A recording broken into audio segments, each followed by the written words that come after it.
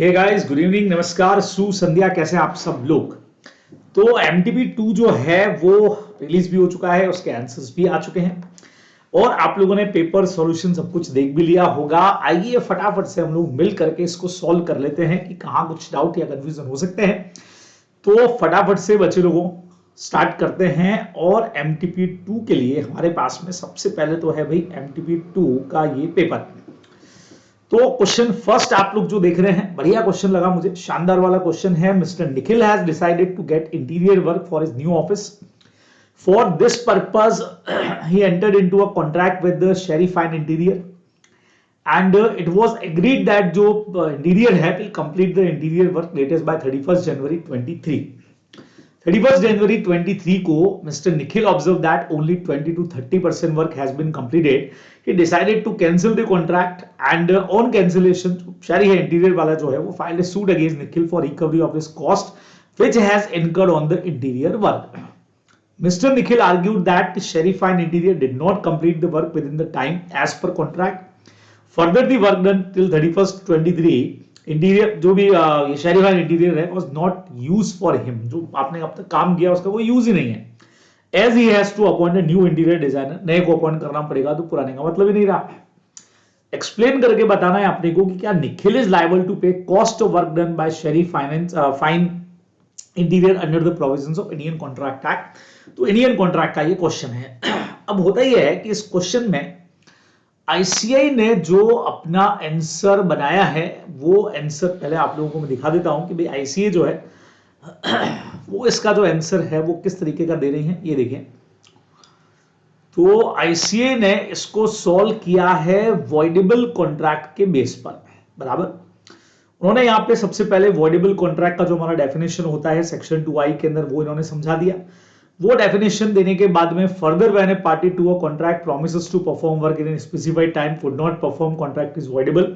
और अगर कोई बेनिफिट रिसीव किया है तो आपको रिटर्न करना पड़ेगा। एक्चुअल में ये जो लाइंस यहां से यहां तक वाली है वो सेक्शन 55 परफॉर्मेंस ऑफ कॉन्ट्रैक्ट वाले चैप्टर में आपको मिलेंगी। तो मुझे लगता है कि ये क्वेश्चन मेरे हिसाब से सेक्शन 55 से स्टार्ट करना चाहिए था और फिर वॉइडेबल की डेफिनेशन में आना चाहिए था।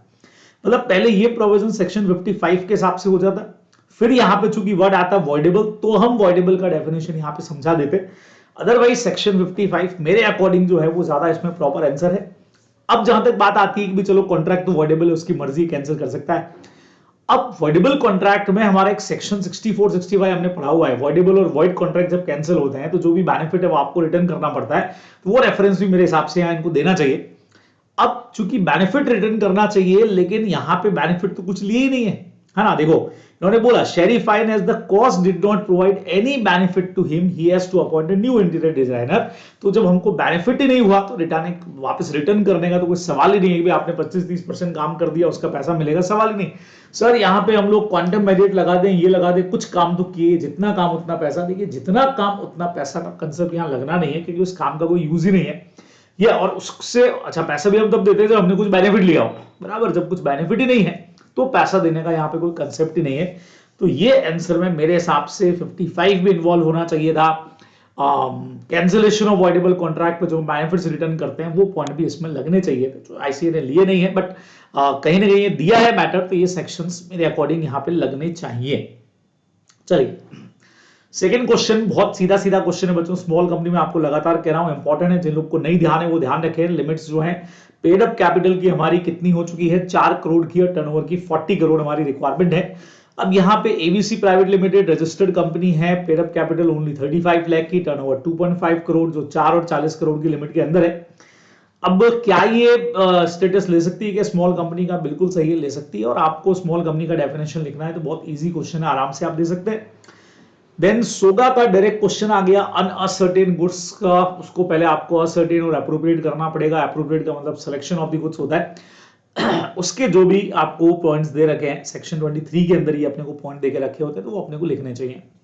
तो स्मॉल कंपनी का डेफिनेशन पूरा जैसा आपको मैंने कहा प्रॉपर डेफिनेशन लिख दी। और बिल्कुल ये यहाँ पे स्टेटस जो है वो अवेल कर सकती है कंपनी, क्योंकि दोनों ही चीजें कम है तो अवेल कर सकती है। Now sale of unascertained goods, अच्छा लिमिट्स आप लोग देख सकते हैं। मैं आपको लगातार कह रहा हूं कि पुरानी लिमिट्स पे नहीं जाना है, आपको नए लिमिट से क्वेश्चन को करना पड़ेगा। अनसर्टेन गुड सेक्शन 23 के हिसाब से आप लोग देख सकते हैं पूरा जो भी एलिमेंट्स हम लोगों ने पढ़े हुए हैं, appropriation, seller with the consent of buyer, buyer with the consent of seller, express implied, जो भी कुछ आपका प्रोविजन है वो पूरा का पूरा यहाँ पे बहुत इजीली आ गया। चलिए जी, बराबर है। नाउ उसके बाद में अगर मैं बढ़ जाऊं सेकंड क्वेश्चन की तरफ, तो हमारा सेकंड क्वेश्चन बच्चे लोगों बिल्कुल दोनों पार्ट थ्योरी ही आते हैं। तो as per general rule stranger to a contract can not file a suit for breach of contract. Consideration वाले चैप्टर में हमारे 7 पॉइंट्स आपको दे रखे हैं। ट्रस्ट है, फैमिली सेटलमेंट है, मैरिज वाला है, एक्नॉलेजमेंट है, असाइनमेंट है, एजेंसी है, तो वो सारे पॉइंट्स आप लोगों को यहाँ पे लिख देने चाहिए। सिंपल क्वेश्चन है। नाउ एलएलपी का क्वेश्चन फ्रॉड वाला हमारा बहुत सीधा सीधा क्वेश्चन है। आप लोगों को मैंने बोला भी था फ्रॉड वाला क्वेश्चन हो सकता है आने के चांसेस बन जाए, तो आप लोग यहां से देख सकते हैं। डायरेक्ट थ्योरी क्वेश्चन है, इसमें मुझे ज्यादा डिस्कशन की जरूरत नहीं है। ये देखिए यहाँ पे सेक्शन 30 एलएलपी का आपको दे रखा है फ्रॉड वाला, तो उसके अंदर आप ये बहुत आराम से जो चीजें हैं उनको कर सकते थे। चलिए जी, तो यहां आकर के हमारा एक और पोर्शन जो है वो खत्म हो जाएगा। और यहां पे एक चीज मैं देखना चाह रहा हूं,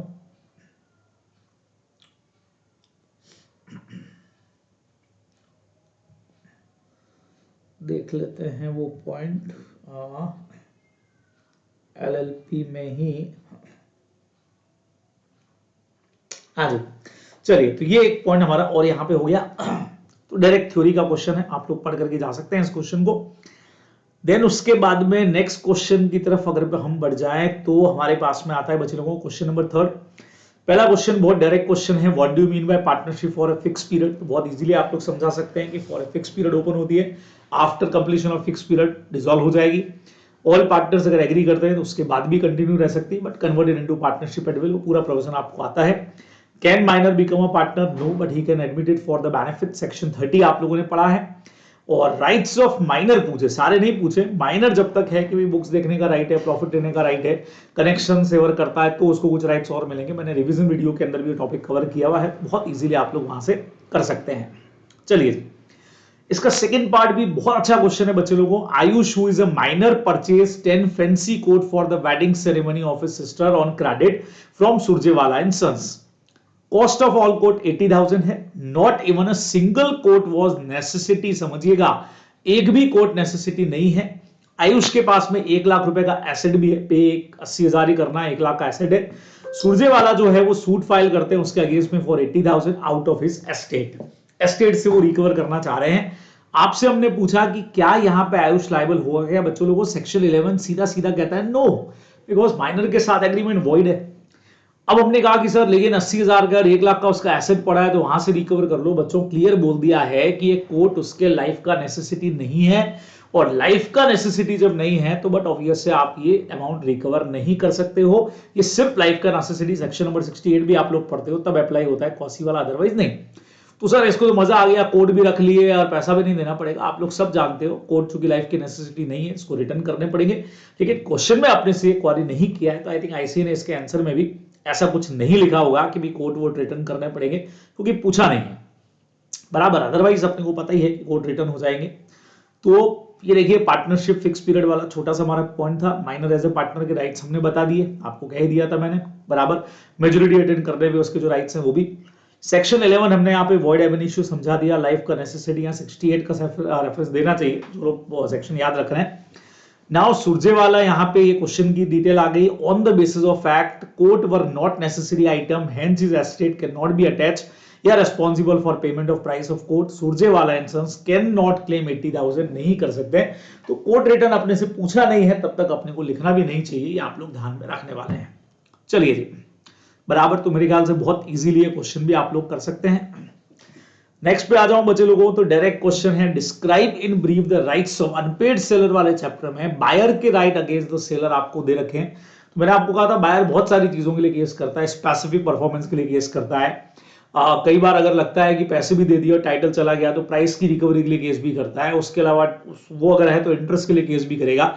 डैमेजेस नॉर्मल वाली भी, ब्रीच ऑफ कॉन्ट्रैक्ट वाली भी, उसके अलावा ब्रीच ऑफ वारंटी वाली डैमेजेस भी। तो वो सारे पॉइंट्स हम लोगों ने पढ़े हैं 55 60 वाले, वो सब आपको 6 नंबर पे बढ़िया पॉइंट है, 5 या 6 पॉइंट है वो आप लिख सकते हैं। अगला क्वेश्चन देखते हैं, फिर इन दोनों का आंसर एक साथ देख लेंगे। PQR R partners in a partnership firm, R retire होता है from the firm without giving public notice. Public notice नहीं दिया इसने। पी अप्रोच करता है, अच्छा आर रिटायर हो गया, पी ने एक बंदा है उससे कांटेक्ट किया, electronic appliance trader, 25 fans firm के लिए परचेज किए हैं। अब पी इंट्रोड्यूस करता है अपने एम्प्लॉय को of the firm as a partner to S. Same question हम लोगों ने कर भी रखा है, S believing E to as a partner, और 25 फैन सप्लाई कर देता है क्रेडिट के ऊपर, और देन उसको पेमेंट नहीं मिलता है। तो आपको पूछा है कौन रिस्पॉन्सिबल है। देखिए पुराने फर्म तो रेस्पॉन्सिबल है, सबसे पहले तो फर्म रेस्पॉन्सिबल होती है बच्चों। पार्टनर्स की बात करें तो पीक्यूआर तो है ही है सर, लेकिन आर तो रिटायर हो गया बच्चों, पब्लिक नोटिस नहीं दिया तब तक थर्ड पार्टी जो है वो रेस्पॉन्सिबल करेगी।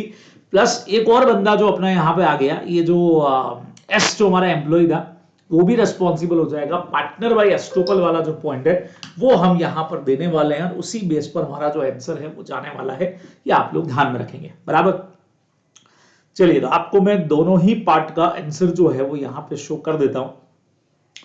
ये देखिए, पहला जो आपको मैंने कहा था डैमेजेस फॉर नॉन डिलीवरी हो गया, स्पेसिफिक परफॉर्मेंस हो गया, ब्रीच ऑफ वारंटी, ठीक है।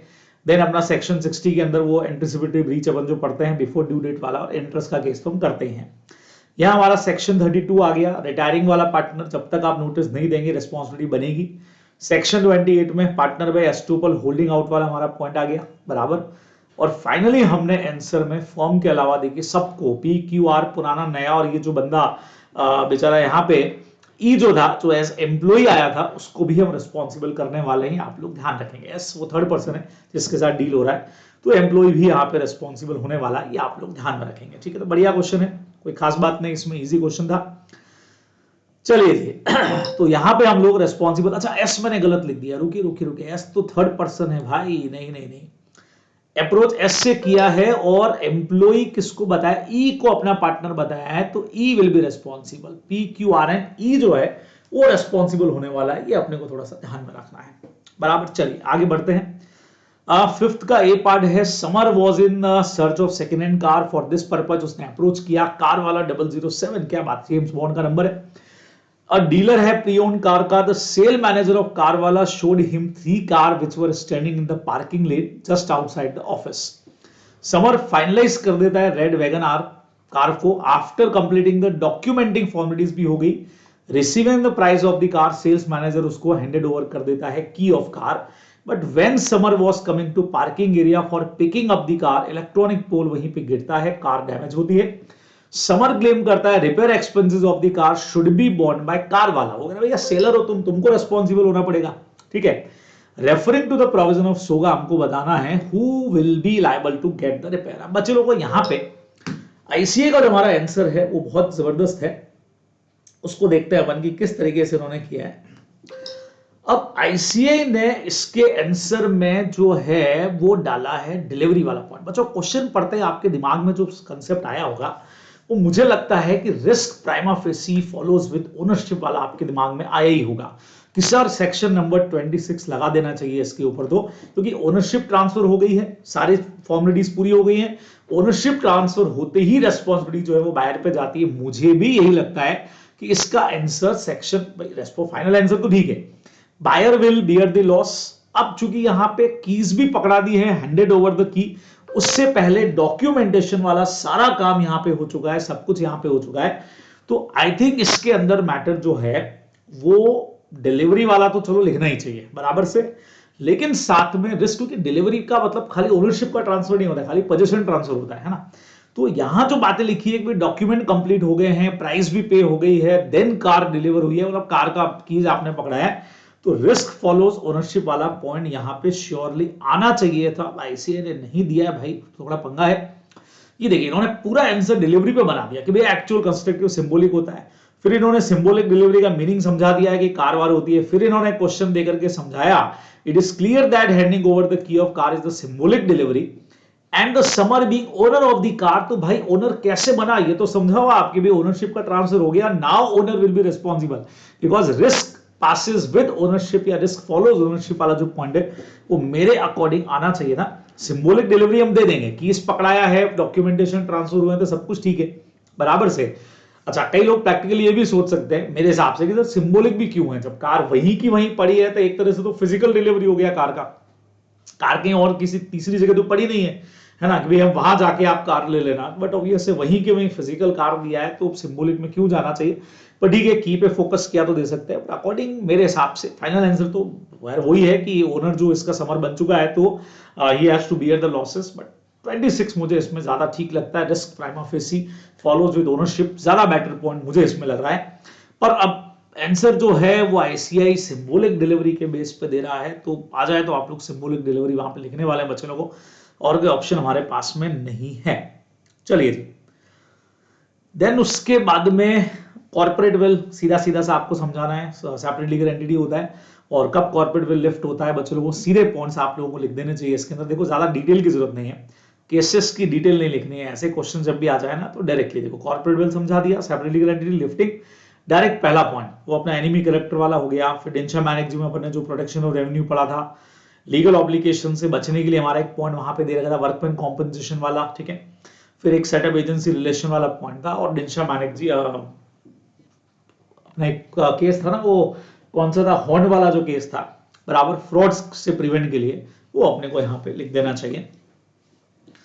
तो ये 5 पॉइंट सिर्फ इनका थ्योरी, केस का नाम भी नहीं लिखते हैं आप, अच्छी बात है, अदरवाइज सिर्फ ये लिख दीजिए, और केस का नाम याद है तो फिर अपने को जरूर लिखना चाहिए। चलिए जी, देन उसके बाद बच्चे लोगों को लास्ट क्वेश्चन के अंदर हम लोग पहुंच जाते हैं, और लास्ट क्वेश्चन हमारा जो है वो बढ़िया सा पहले भी बहुत बार आ चुका है, liquidated damages genuine pre estimated compensation है। हो सकता है ये किसी एक टेस्ट में, अपने यहाँ वाले टेस्ट में मैंने आपको दिया हो। पेनल्टी जो है वो सिर्फ क्या है, एक अमाउंट डिसाइडेड है जिसका कोई लेना देना ही नहीं होता है, अनकंसेशनेबल होता है। तो दोनों में डिफरेंस पूछे आप लोगों से, तो मीनिंग वीनिंग तो आप सब लोगों को अच्छी तरह से पता है, ठीक है। डिफरेंसेस के पॉइंट जरूर स्टडी मैट में बढ़िया दे रखे, यहाँ पे भी बढ़िया दे रखे, तो जरूर अपने को करना चाहिए। अपन जानते हैं कि लिक्विडेटेड जेन्युइन है, सेक्शन 73 74 में अपन प्री एस्टिमेटेड को पढ़ लेते हैं, वहां से इसका आंसर आएगा। पार्टनरशिप को ओनरशिप का डायरेक्ट थ्योरी क्वेश्चन है, बहुत इजीली आप लोग कर सकते हैं, थ्योरी दे रखा है एकदम से। फिफ्थ लास्ट वाला क्वेश्चन ये आईसी का फेवरेट है, ये 3 से 4 बार बच्चों आ चुका है एग्जाम के अंदर, और मैंने जो क्वेश्चन बैंक आपको दिया है उसके अंदर भी मैंने क्वेश्चन ले रखा है। आर एक मैन्युफैक्चरर है टॉयज का, अप्रोच करता है एमएनओ प्राइवेट लिमिटेड को रॉ मटेरियल सप्लाई के लिए 1,50,000 है। R was offered on credit of 1 month, ठीक है। आर जो है अब वो जाता है ड्यू डेट से पहले ही कंपनी पहुंच जाता है, और वहां एक सी नाम का आदमी मिलता है जो employ at the billing counter, वो उसको कन्विंस करता है द फॉर्मर दैट, मतलब आर को, कि payment can be made to him as billing cashier only, कि भाई जो कैशियर वो छुट्टी पे है तो आप ये पेमेंट मुझे कर सकते हो, कोई दिक्कत नहीं है, ठीक है। ठीक है भाई, उसको कन्विंस कर दिया। अब R paid the money and was issued signed and seal receipt by C, बकायदा कंपनी का सील लगा हुआ है, साइन है, वो उसको इशू कर देता है। After the lapse of due date R receive a recovery notice, उसके बाद कंपनी उसको रिकवरी नोटिस भेज देती है, भैया तुमने 1.5 लाख हमको दिए नहीं। अब आर इन्फॉर्म करता है कि सर मैंने तो पैसा ऑलरेडी दे दिया है, और बीइंग एन आउटसाइडर तो मेरे पास जेन्युइन रीजन है कि मैं सी आपके एक फैक्ट्री के अंदर ही है, सील और साइन करके दे रहा है, तो मैं उस पर भरोसा करता। कंपनी उसके अगेंस्ट में नॉन पेमेंट का सूट फाइल कर देती है। तो आपसे पूछा गया है भी उसका लायबिलिटी बताओ क्या रहेगा, तो जिन लोगों ने क्वेश्चन बैंक से किया रहेगा या स्कैनर से भी किया रहेगा, तो आपको ये पता रहेगा कि यहाँ पे इंडोर मैनेजमेंट का प्रोविजन लगेगा, उसका एक्सेप्शन नहीं लगेगा। सर नेग्लिजेंसी है, नेग्लिजेंसी नहीं है। वहां जो हमने केस पढ़ा था कि अकाउंटेंट आकर के कहता है मैं अकाउंटेंट ओवर पैसे ले लेता है, बच्चों वहां एक अकाउंटेंट अपने पास में आ रहा था और हमने पावर ऑफ अटॉर्नी वगैरह कुछ भी चेक नहीं किया। यहां हम वहां जा रहे हैं, बिलिंग काउंटर पे उन्हीं का एक एम्प्लॉय मिल रहा है, और सबसे बड़ी बात वो हमको सील इशू कर रहा है, मतलब रिसिप्ट इशू कर रहा है जिसपे साइन और सील है। तो ऐसे में भरोसा करना बनता है, तो इंडोर मैनेजमेंट लगेगा और कंपनी का को वो पेमेंट एब्सोल्युटली वैलिड माना जाएगा। R is not responsible to paid again, ये अपने को ध्यान में रखना है। लेकिन सेकंड पार्ट है, would your answer be different, अगर वहां पे receipt under the company seal was not issued by C, C पैसे लेने के बाद रिसिप्ट इशू नहीं कर रहा है, उधर अपना दिमाग चलना चाहिए कि भाई ये तो सिर्फ एक एम्प्लॉय है, पैसे दे दूं मैं तो किसी को पता नहीं रहेगा, कैसे दे दूं। वहां पे अगर आपने इंक्वायरी नहीं की, प्रॉपर रिसिप्ट उससे नहीं लिया है, तो यहां पे R will be responsible to pay again, company को पेमेंट किया हुआ माना ही नहीं जाएगा। यहां इंडोर मैनेजमेंट का जो एक्सेप्शन है, नेग्लिजेंसी वाला पॉइंट बच्चों वो लग जाएगा। तो आज तक उतना ही क्वेश्चन पूछा गया था, एक पार्ट इस बार इन्होंने ऐड कर दिया, तो आप देख सकते हैं यहां पे ये अपने डिफरेंसेस दे रखे बच्चों, डैमेजेस का, लिक्विडेटेड डैमेजेस और पेनल्टी के डिफरेंसेस दे रखे हैं, बहुत बढ़िया डिफरेंसेस हैं, तो इनको जरूर पढ़ना है अपने को। उसके अलावा आप लोग देख सकते हैं पार्टनरशिप को ओनरशिप के डिफरेंस, और ये डॉक्ट्राइन ऑफ इंडोर मैनेजमेंट, टर्क्वाइन वाला रूल हमेशा मैं आपको कहता हूं उसको समझाइए। फाइनल आंसर हमने यही लिखा है, ये देखिए कि in the instant case R यहाँ पे रिस्पॉन्सिबल नहीं होगा, क्योंकि उसके पास बिलीव करने का रीजन है कि हाँ भाई वो बंदा एलिजिबल पर्सन है।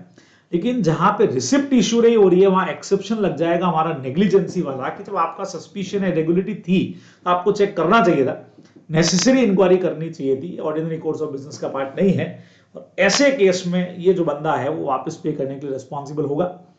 Mr. R is duty to make the necessary inquiry to check whether she is eligible or not, और इस वजह से R is liable to pay the said amount। तो ये अपने को ध्यान में रखना पड़ेगा, डबल पेमेंट हो जाएगा। सर वो हम लिखेंगे बाद में, वो C से ले लेगा, वो सब पूछा नहीं बच्चों, कंपनी और R के बीच का क्वेश्चन पूछा गया है, तो वही आपको फोकस करना चाहिए, वही आपको लिखना भी चाहिए।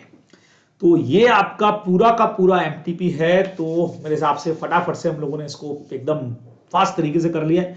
तो अच्छे से क्वेश्चंस को देख के जाइएगा, जहां कहीं डाउट लगता है तो आप जरूर मुझसे क्वारी करिएगा, लेकिन तैयारी हमारी होनी चाहिए एकदम मजबूत वाली। चलिए, तो जल्दी आप लोगों से कंपनीज एक्ट के रिवीजन के साथ में फिर मुलाकात होगी बच्चे लोगों, तब तक मजबूती के साथ तैयारी करते रहिए।